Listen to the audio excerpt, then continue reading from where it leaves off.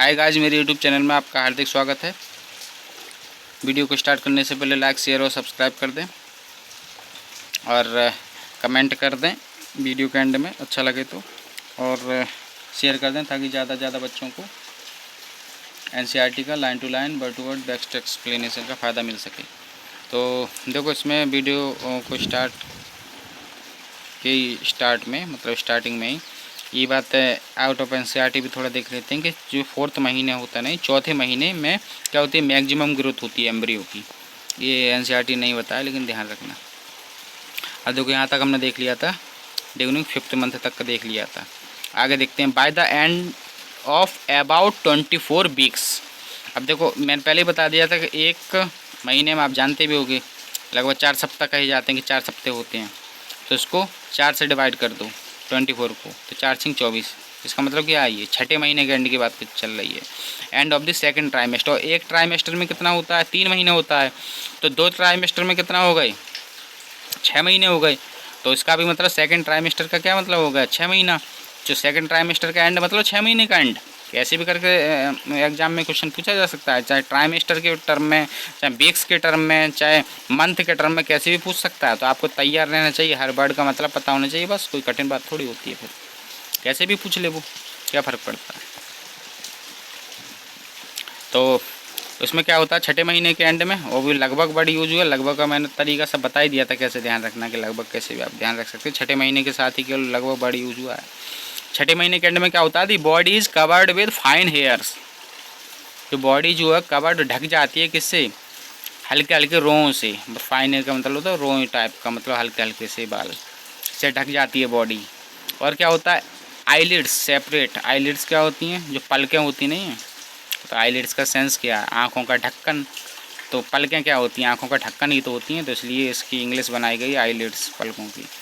तो eyelids separate, तो eyelids separate हो जाती हैं, मतलब आँख खुल जाती है एक तरीके से कह सकते हैं। And eyelashes are formed.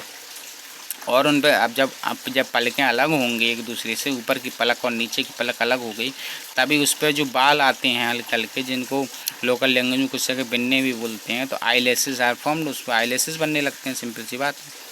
तो ये 3 काम हो गए, बॉडी पर फाइन हेयर आना, और आईलिड का सेपरेट हो जाना, और आईलेसेस का बनना bye the end of the. इसलिए मैं ऐसे बताता हूँ कि जिससे याद रहे, एक काम से दूसरा काम याद रहे।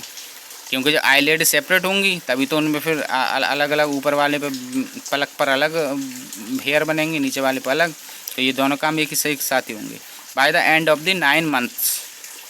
और 9 मंथ के एंड में क्या हो जाता है, by the end of the 9 month of pregnancy. Pregnancy के 9 मंथ के एंड में the foetus is fully develop. Foetus जो होता है पूरी तरीके से डेवलप्ड हो जाता है। इसका मतलब क्या है, यहाँ तो 6 महीने तक की प्रोसेस बताई गई है ना, तो बाकी के 3 महीने क्या हुआ, अरे उसका डेवलपमेंट हुआ ना, विकास हुआ है। फिर अंग तो बन गए हैं, लेकिन उनका अंगों का विकास हुआ है।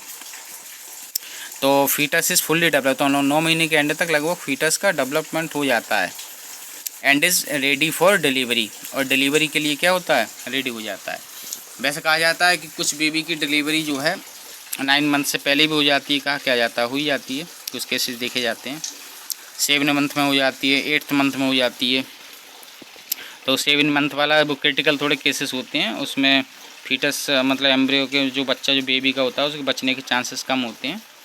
तो लेकिन आजकल काफ़ी ऐसी फैसिलिटी हैं, या पहले भी कुछ बच्चे बचे जाते थे। वो डिपेंड करता है कि कैसी हेल्थ वगैरह मदर की है, बच्चे की हेल्थ वगैरह पर डिपेंड करता है काफ़ी चीज़ें। तो लेकिन कहने का ये मतलब है कि मेजर ऑर्गन वगैरह तो बनी जाती है ना 6th मंथ के एंड तक। तो कुछ में डेवलपमेंट ज़्यादा अच्छे से हो जाता होगा 1-2 महीने में ही अच्छे से। तो 7th मंथ का बच्चा भी लगभग हेल्दी होता है, या थोड़ी बहुत उसमें कमी हो सकती है। लेकिन अगर 9th मंथ का बच्चा है तो जो आइडियल टाइम पीरियड है वो 9th मंथ ही होता है। तो बाकी बहुत बहुत धन्यवाद वीडियो देखने के लिए। बाकी क्वेश्चन लगाते चलें, आपको एनसीईआरटी बेस्ट क्वेश्चन लगा। आउट ऑफ एनसीईआरटी पे ज़्यादा ध्यान ना दें। अगर कोई पीवाईक्यू लगा रहे हैं ज़्यादा पुराने क्वेश्चन में, आउट ऑफ एनसीईआरटी कुछ दिए गए हैं 2019 से पहले वालों में, तो उस पर ज़्यादा ध्यान ना दें, क्योंकि वो ज़्यादा पूछे नहीं जा रहे हैं।